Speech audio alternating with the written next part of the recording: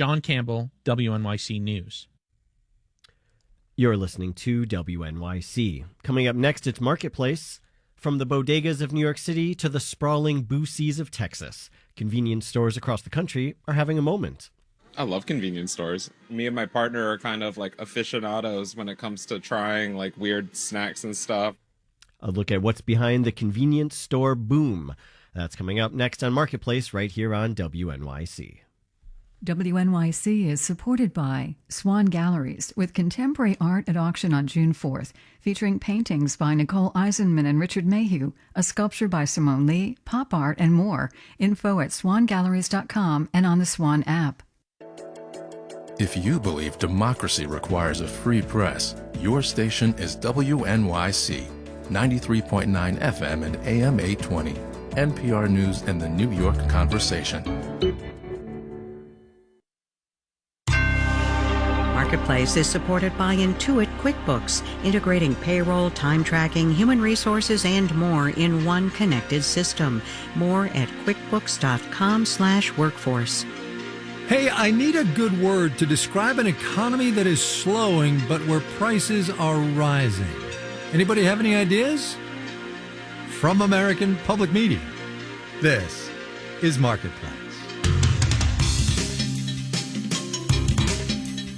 Marketplace is supported by Amazon Business. Amazon Business offers smart business buying, which uses AI-driven tools to perform time-consuming procurement tasks, helping to simplify complex processes and streamline workflows. Learn more at amazonbusiness.com. And by Revenued, providing working capital for businesses whose cash flow is holding them back. Revenued approves businesses based on revenue, not credit, with funds approved and available in a day. More at getrevenued.com. And by GEP, with the AI-native GEP Quantum Intelligence Procurement and Supply Chain Software Platform and domain-intensive procurement and supply chain strategy consulting, GEP helps companies advance toward autonomous procurement and supply chains.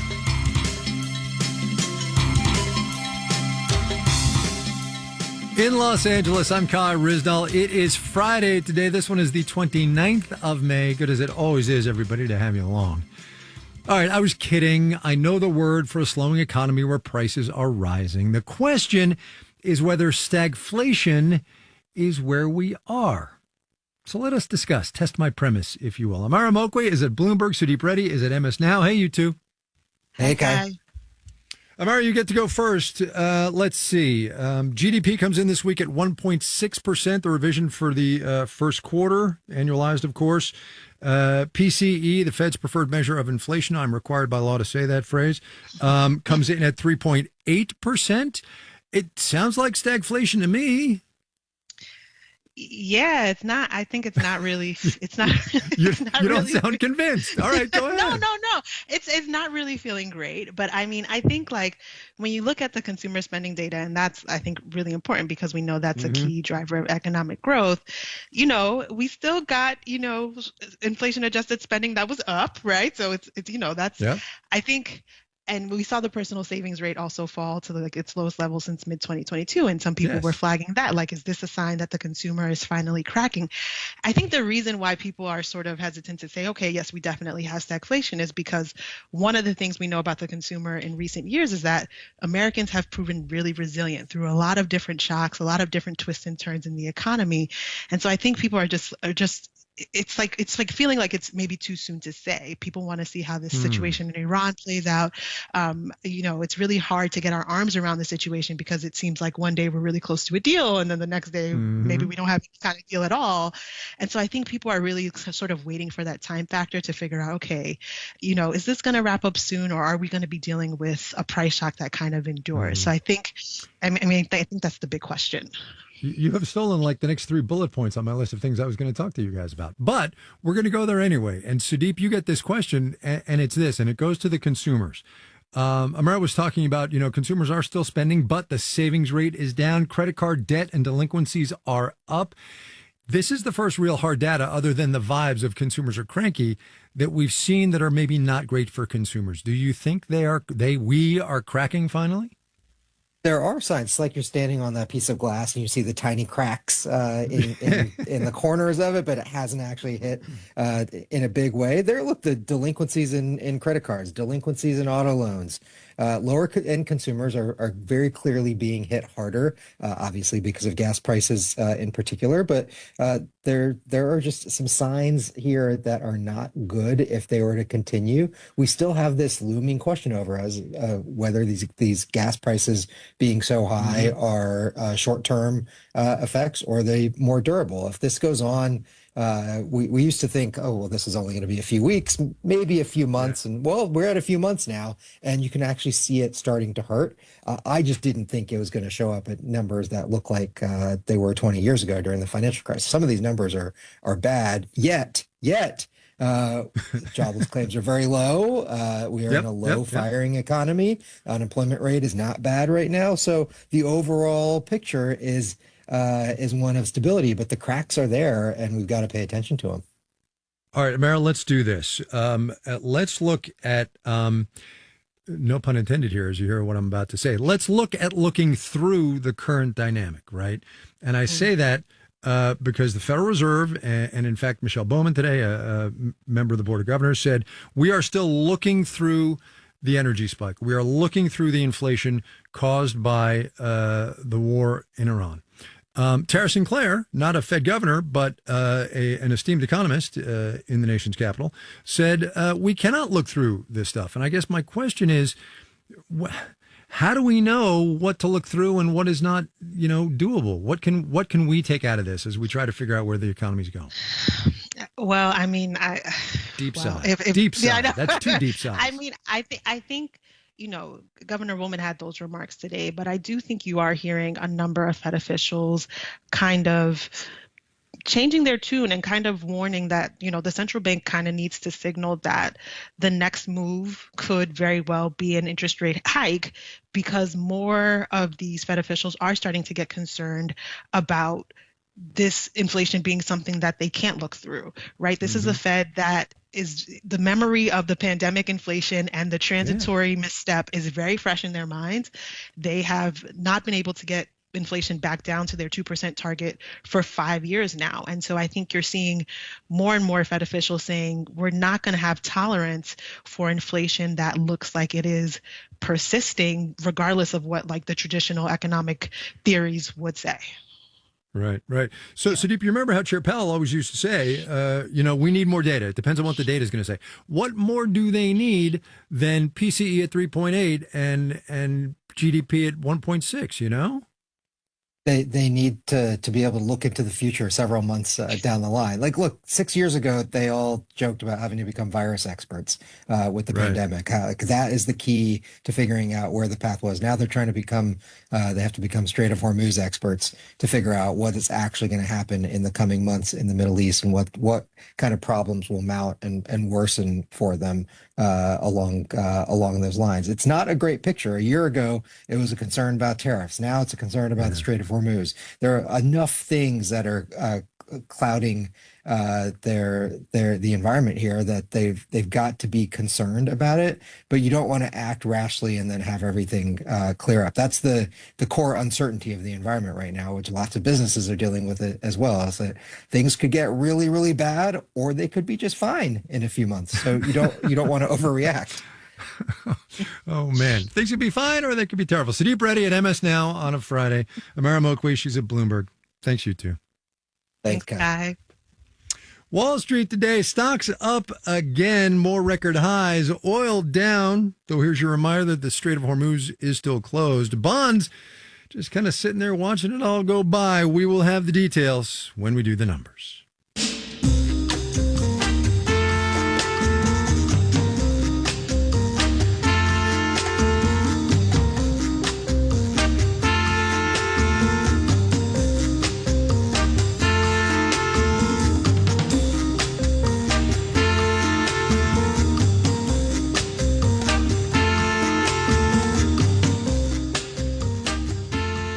There are, as you know, racial wage gaps in this economy. There are also a gender wage gap in this economy. There's also a wage gap between salaried and hourly workers in this economy. It's fresh data from Indeed's hiring lab showing hourly wages were up 1.7 in the past year, salaried wages up 2.9%. Marketplace's Kaylee Wells explains what's going on. Hourly workers are typically younger, less experienced, new graduates, the same people who are having a tough time finding a job right now. These are entry-level professionals. They are contractors, freelance workers, interns. They are the ones that saw their posted wage go down.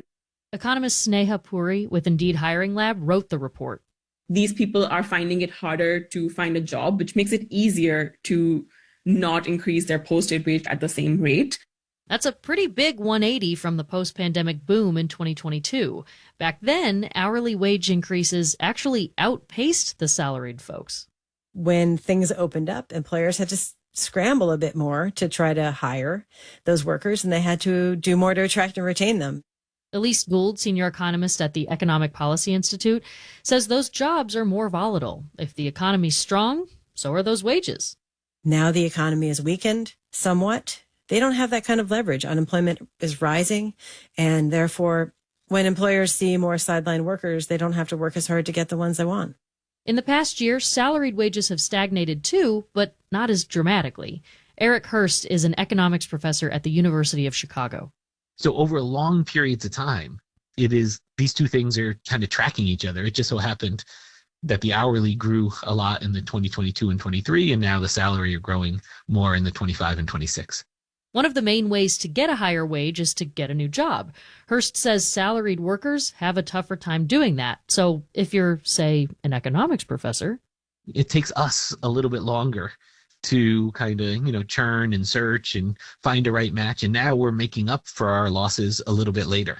Both hourly and salaried workers saw their wages increase slower than the rate of inflation, which means their real wages, or their ability to afford stuff, actually went down. I'm Kaylee Wells for Marketplace.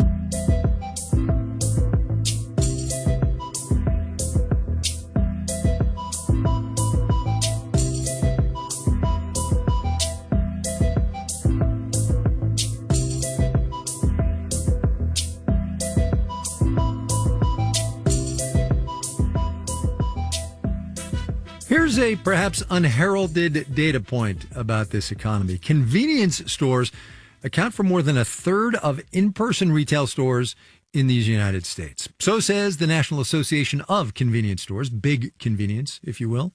And increasingly, those stores are places for more than just gas. Marketplace's Kristen Schwab takes it from there. Mitsuki Japanese Market sits on a busy commercial strip in Brooklyn with a shiny Hello Kitty statue greeting customers at the door. It's a small shop, just a few aisles wide, stocked with colorful, crinkly packages of seaweed-flavored chips and matcha Kit Kats. Austin Johnson hunches over a rice ball filled with eel and a savory soy sauce for $3.99. It's a staple. It's very cheap and it's filling, and I have a long shift ahead of me, so it's good energy. Johnson works at a photo studio nearby. He often stops on his way in for a snack and on his way out for an ice cream treat. I love convenience stores. Me and my partner are kind of like aficionados when it comes to trying like weird snacks and stuff, or like new Reese's flavor or new soda that's, strange or something. So yeah, this spot's cool. Convenience stores are increasingly becoming sought-out destinations instead of pit stops on the way to somewhere else. Tom Brennan is chief merchandising officer at Casey's, which has nearly 3,000 stores, mostly in the Midwest. He says the majority of the chain's customers don't even buy gas. So 2/3 of our profitability comes from inside of the store. That allows us actually to be very competitive when it comes to how we price, retail fuel. Most convenience stores only make a few cents a gallon on gas, sometimes even less when prices are high. Which again is why we're so focused on the other areas of the business and that inside the store offer and that food offer, because we know that there's much more stability inside of that. For Casey's, stability comes in the form of a slice. It's actually the 5th largest pizza chain in the country, which kind of makes you wonder, what even is a convenience store? Constance Bailey is co-editor of Get It While It's Hot, Gas Station, Roadside, and Convenience Cuisine in the U.S. South. She says the definition of a convenience store depends on where you are and who you ask. Are these grocery stores that have gas, or are they gas stations that have food, right? And so in some parts of the South, people think of these as more as restaurants. Bailey says convenience stores have become community gathering spots, especially in rural towns. For the book, her team surveyed Southerners and asked, where are you most likely to eat a hot meal? Behind churches, like an actual church meal or church function, gas station was the second most, popular answer. Convenience stores are also hubs for international cuisine. Nearly half of them are owned by immigrants, according to the nonprofit Immigration Research Initiative. You can get it all at a gas station: Indian curry, Mexican street tacos, and Southern staples like fried chicken. I definitely got to gratuitously engage in a lot of fried food, right? And it's not just about the food. Convenience stores have become so ironically cool that early aughts band, the All-American Rejects, recently performed a pop-up concert at a Sheetz store in Pittsburgh. The internet has even coined the aesthetic gas station core, fashion featuring trucker hats and those visor-like sunglasses in chrome colors. At Mitsuki Japanese Market in Brooklyn, owner Jay Kao says blind boxes are super popular right now. They're affordable little figurines. You don't know which toy you're going to get until you open up the box. So people, when they bring the key, they always first stop here. He says this is what convenience stores are about. Accessible retail that's a little curious, a little quirky. When we first opened the store, they said, what's that store? They're looking for the new product. People love to do that. Because life needed something new. Something more than just convenience. In New York, I'm Kristen Schwab for Marketplace.